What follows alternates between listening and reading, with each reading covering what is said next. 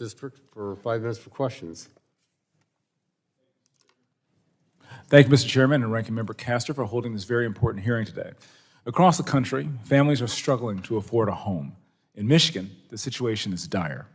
Governor Whitmer is pushing to adopt the 2021 building codes that would add an estimated $15,000 to the cost of a new home. Now, let's be clear about what that means.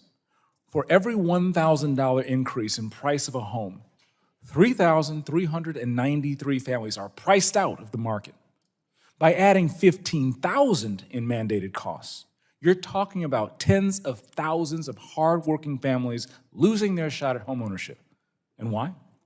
Because the Biden administration's so-called Green New Deal policy and the Whitmer administration's echo of them in Lansing are forcing climate mandates that carry a crushing price tag. Families are being told they must pay more now, while any alleged savings from these policies won't be realized for decades, if at all.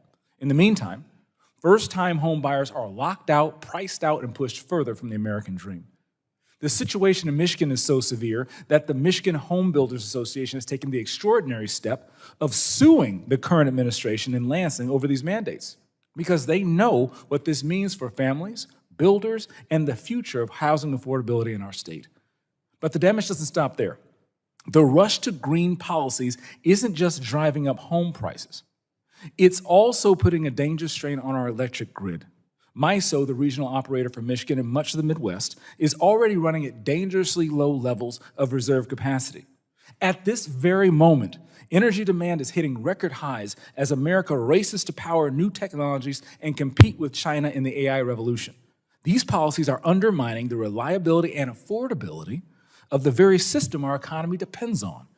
This is the wrong direction. Washington and Lansing should be tearing down barriers to home ownership, strengthening our grid, and lowering costs for families. Instead, they are pushing mandates that leave Americans paying more for less.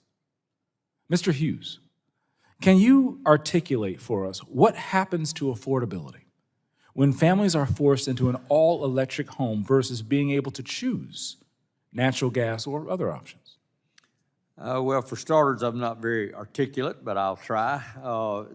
Again, the added cost of these appliances and overall added codes, whether it's resiliency or efficiency, and I remind the committee again, we feel like that we're at a very good level already. Our houses that we've built over the last 20 years perform very well from resiliency and energy efficiency. We are big advocates of updating existing homes. There's no question. Of the 137 million homes in this country, 130 million of them were built before modern codes.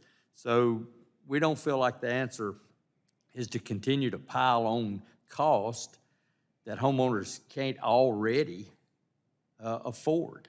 We feel like we're at that level right now, and anything going forward has to be cost effective. We have to reach that balance. If we're going to spend more for it, we have to know that we're going to get a return on that investment. That's a very good stat. Of the 137 million homes, 130 of them were built before those codes, and now we have a housing crisis because of policy making in these governments around the nation. Getting power back to the people is probably a good call. Mr. Hughes, once again, from your perspective as a home builder, why is it so important that we keep affordability front and center in these energy policy debates in capital cities across the country? It's pretty simple. If homeowners, home buyers can't afford them, there's no need in us building them to start with. So, I mean, it's just, again, common sense. We haven't used that word quite enough today, or that term quite enough. We've got to use some common sense.